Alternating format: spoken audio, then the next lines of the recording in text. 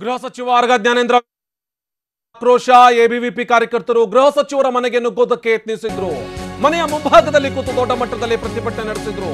ಗೃಹ ಸಚಿವರ ವಿರುದ್ಧ ಆಕ್ರೋಶದ ಕಿಚ್ಚು ಭುಗಿಲೇಳುತ್ತಾ ಇದೆ. ಗೃಹ ಸಚಿವರ ನಿವಾಸದ ಮುಂದೆ ಎಬಿವಿಪಿ ಹೈಡ್ರಾಮಾ ಮಾಡಿದೆ.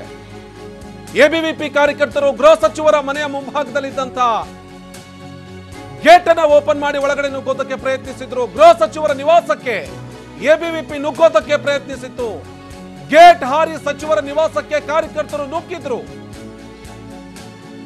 ನಿವಾಸದ ಬಾಗಿಲು ಮುಂದೆ ಕಾರ್ಯಕರ್ತರು ಧರಣಿಯನ್ನ ನಡೆಸ್ತಾ ಇದ್ರು.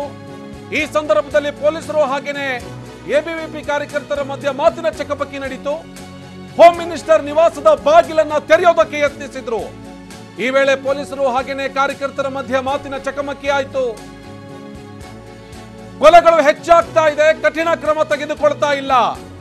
ಪಿಎಫ್ಐ ಮತ್ತೆ ಎಸ್ಡಿಪಿಐ ಎರಡನ್ನೂ ಕೂಡ ನಿಷೇಧಿಸಬೇಕು ಅಂತ ಹೇಳಿ ಆಗ್ರಹಿಸಿ ಎಬಿವಿಪಿ ಪ್ರತಿಭಟನೆ ನಡೆಸ್ತಾ ಇತ್ತು. ಗೃಹ ಸಚಿವರ ವಿರುದ್ಧ ಭುಗಿಲೆದ್ದಂತ ಆಕ್ರೋಶದ ಕಿಚ್ಚು.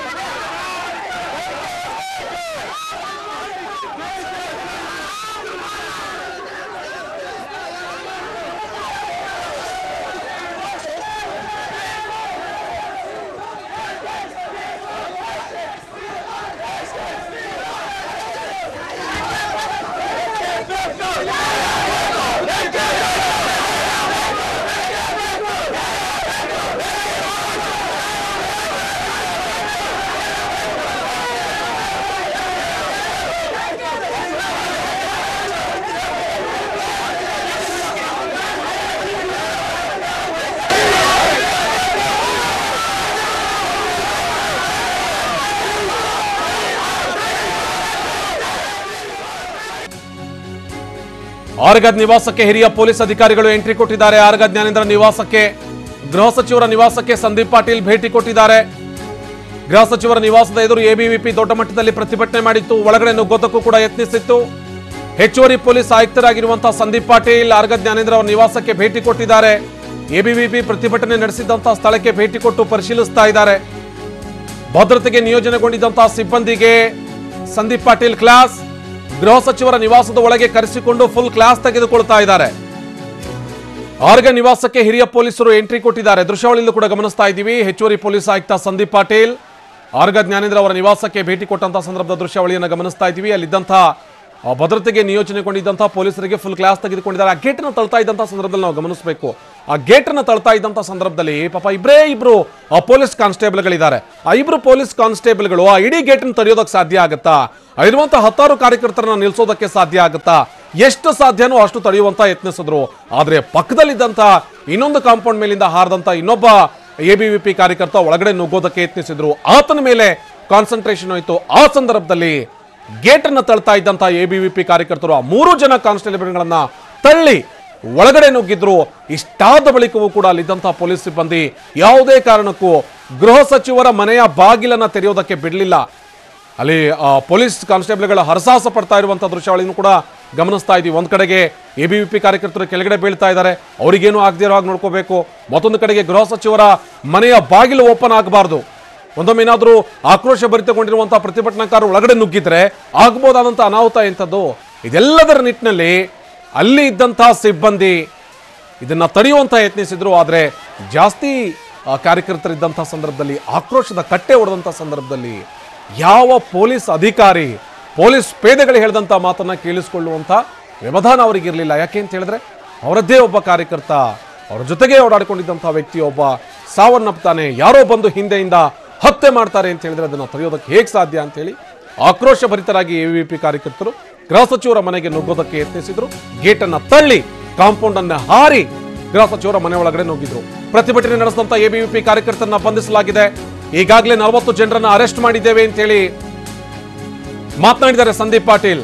40 ಜನರನ್ನ ಅರೆಸ್ಟ್ ಮಾಡಿದ್ದೀವಿ ಅಂತ ಹೇಳಿ ಸಂದೀಪ್ ಪಾಟೀಲ್ ಮಾತನಾಡಿದ್ದಾರೆ.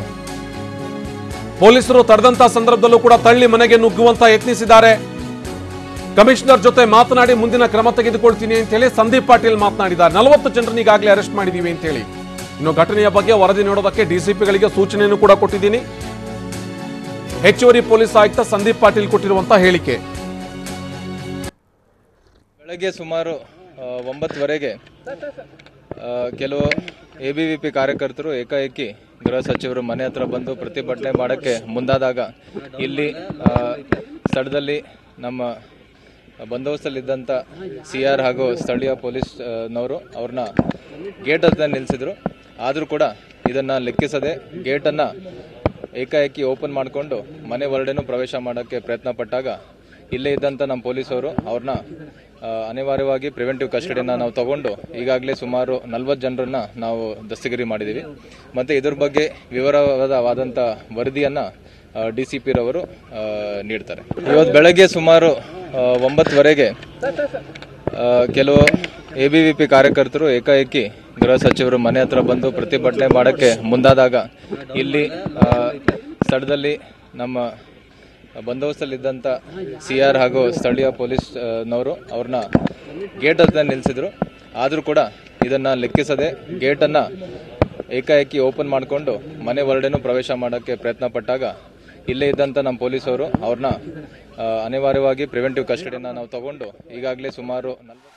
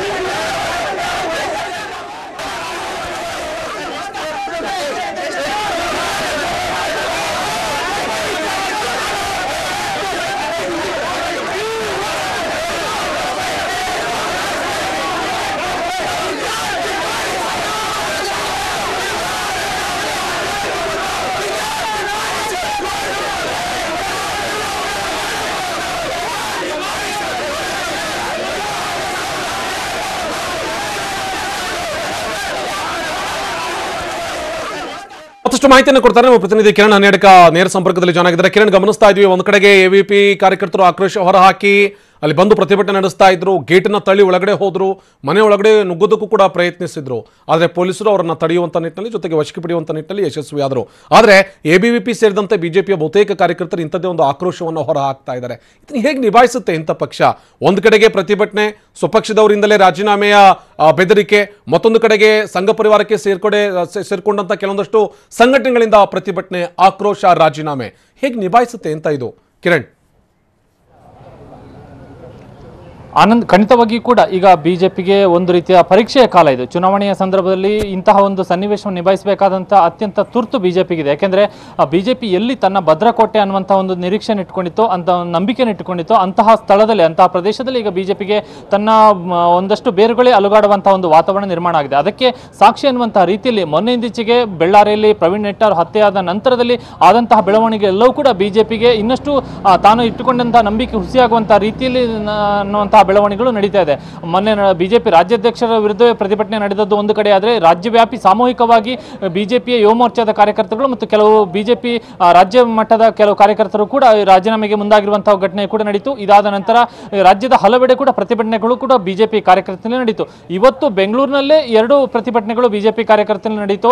ಕೇಂದ್ರ ಮಾಜಿ ಸಚಿವ ಮತ್ತು ಸಂಸದ DV ಸದಾನಂದಗೌಡರ ನಿವಾಸದ ಮುಂದೆ ಕೂಡ ಪ್ರತಿಭಟನೆ ನಡೆಸಿದರೆ, ರಾಜ್ಯದ ಗೃಹ ಸಚಿವರ ನಿವಾಸದ ಮುಂದೆ, ಸರ್ಕಾರಿ ನಿವಾಸದ ಮುಂದೆ ಇವತ್ತು ಎಬಿವಿಪಿ ಕಾರ್ಯಕರ್ತರು ಬಂದು ಪ್ರತಿಭಟನೆ ನಡೆಸಿ ಗೇಟನ್ನು ಹಾರಿ ಗೃಹ ಸಚಿವರ ಸರ್ಕಾರ ನಿವಾಸದ ಒಳಗೆ ನುಗ್ಗುವಂತ ಒಂದು ಪ್ರಯತ್ನವನ್ನು ಮಾಡಿದ್ರು. ಅಷ್ಟರ ಮಟ್ಟಿಗೆ ಈಗ ಬಿಜೆಪಿಗೆ ಇಲ್ಲಿ ಪರಿಸ್ಥಿತಿಯನ್ನು ನಿಭಾಯಿಸಬೇಕಾದಂತಹ ಒಂದು ತೀವ್ರತೆ ಇದೆ. ಬಿಜೆಪಿ ಕಾರ್ಯಕರ್ತರ ಮತ್ತು ಸಂಘ ಪರಿವಾರದ ಕಾರ್ಯಕರ್ತರ ಅಂದ್ರೆ ಎಬಿಪಿ ಕಾರ್ಯಕರ್ತರ ಆಕ್ರೋಶದ ಪರಿ ಕೂಡ ಅಷ್ಟರ ಮಟ್ಟಿಗಿದೆ. ಹೀಗಾಗಿ ಈಗ ಬಿಜೆಪಿ ಈ ಪರಿಸ್ಥಿತಿಯನ್ನು ಯಾವ ರೀತಿ ನಿಭಾಯಿಸಬೇಕು ಅನ್ನುವಂತಹ ವಿಚಾರದ ಬಗ್ಗೆ ಅತ್ಯಂತ ತುರ್ತಾಗಿ ಯೋಚನೆ ಮಾಡಬೇಕಾದಂತಹ ಪರಿಸ್ಥಿತಿ ಇದೆ. ಸದ್ಯಕ್ಕೆ ಆಡಳಿತ ಪಕ್ಷವಾಗಿರುವಂತಹ ಬಿಜೆಪಿಗೆ ಇರುವಂತಹ ಒಂದೇ ಒಂದು ಮಾರ್ಗ ಏನಂದ್ರೆ ಈಗ ಆಗ್ತಿರುವಂತಹ ಒಂದು ಅಹಿತಕರ ಘಟನೆಗಳೇನಿದೆ ಅವುಗಳನ್ನು ತಕ್ಷಣಕ್ಕೆ ತಹಬದಿಗೆ ತರುವಂತದ್ದು ಮತ್ತು ಆಗಿರುವಂತಹ ಘಟನೆಗಳಿಗೆ ಅಂದ್ರೆ ಆಗಿರುವಂತಹ ಕೊಲೆಗಳ ಆರೋಪಿಗಳನ್ನು ತಕ್ಷಣಕ್ಕೆ ಬಂಧಿಸಿ ಅವರನ್ನ ಜೈಲಿಗೆ ಕಳುಹಿಸುವಂತದ್ದು ಮತ್ತು ಇನ್ನು ಮುಂದೆ ಇಂತಹ ಘಟನೆಗಳು ಆಗದೇ ಇರುವಂತಹ ರೀತಿಯಲ್ಲಿ ತುರ್ತಾದಂತಹ ಕೆಲವೊಂದಷ್ಟು ಕ್ರಮಗಳನ್ನು ತೆಗೆದುಕೊಳ್ಳುವಂತಹ ನಿಟ್ಟಿನಲ್ಲಿ ಸರ್ಕಾರ ಈಗ ಮುಂದಾಗಬೇಕಾಗಿದೆ. ಇಲ್ಲಿ ಸರ್ಕಾರ ತುರ್ತು ಕ್ರಮಗಳನ್ನ ಕಠಿಣ ಕ್ರಮಗಳನ್ನು ಕೈಗೊಳ್ತೀವಿ ಅನ್ನುವಂತಹ ಮಾತನ್ನ ಹೇಳ್ತಾ ಇದ್ರು ಕೂಡ ಈಗ ವಿಪಕ್ಷಗಳಿಗೆ ಹೊರತುಪಡಿಸಿದ್ರೆ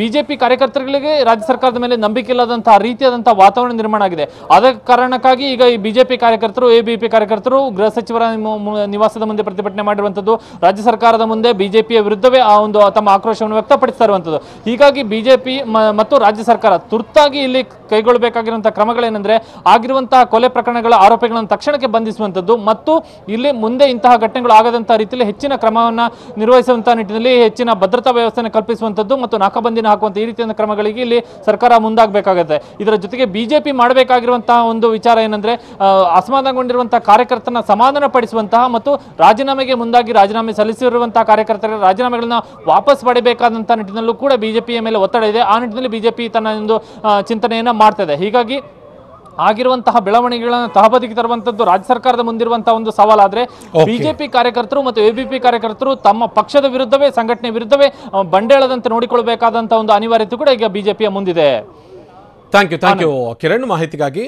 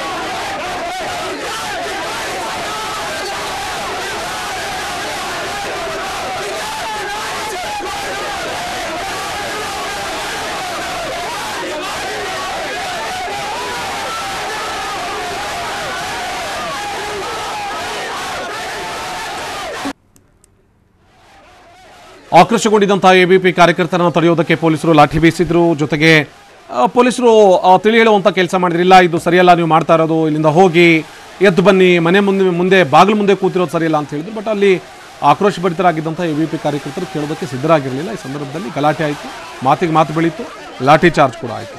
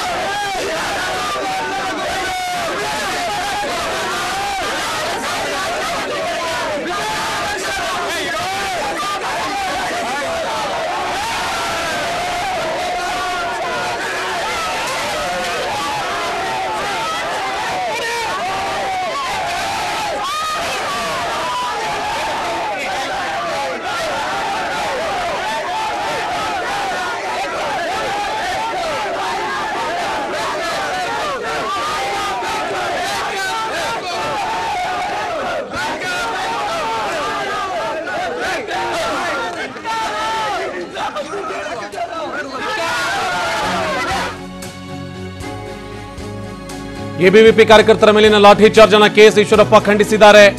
ಎಬಿವಿಪಿ ಕಾರ್ಯಕರ್ತರ ಕ್ಷಮೆ ಕೇಳ್ತೀನಿ ಅಂತ ಹೇಳಿ ಈಶ್ವರಪ್ಪ ಮಾತನಾಡಿದ್ದಾರೆ. ಟಿವಿನ ಜೊತೆ ಮಾತನಾಡುವಂತ ಸಂದರ್ಭದಲ್ಲಿ ಹೇಳ್ತಾ ಇದ್ರು, ಇಲ್ಲ ಎಬಿವಿಪಿ ಕಾರ್ಯಕರ್ತರ ಮೇಲೆ ಲಾಠಿ ಚಾರ್ಜ್ ಮಾಡಿದ್ರಲ್ಲ, ಅದನ್ನ ನಾನು ಖಂಡಿಸ್ತೀನಿ. ಅದರ ಜೊತೆಗೆ ನಾನು ಎಬಿವಿಪಿ ಇಂದನೇ ಬೆಳೆದು ಬಂದಂಥದ್ದು, ಹೀಗಾಗಿ ಎಬಿವಿಪಿ ಕಾರ್ಯಕರ್ತರ ಕ್ಷಮೆ ಕೇಳ್ತೀನಿ ನಾನು. ಎಬಿವಿಪಿ ಕಾರ್ಯಕರ್ತರ ಮೇಲಿನ ಲಾಠಿ ಚಾರ್ಜ್ ಅನ್ನ ಕೆಎಸ್ ಈಶ್ವರಪ್ಪ ಖಂಡಿಸಿದ್ದಾರೆ. ಜೊತೆಗೆ ನಾನೇ ಸ್ವತಃ ಕ್ಷಮೆ ಕೇಳ್ತೀನಿ ವಿಚಾರದಲ್ಲಿ ಅಂತ ಹೇಳಿ ಮಾತನಾಡಿದ್ದಾರೆ.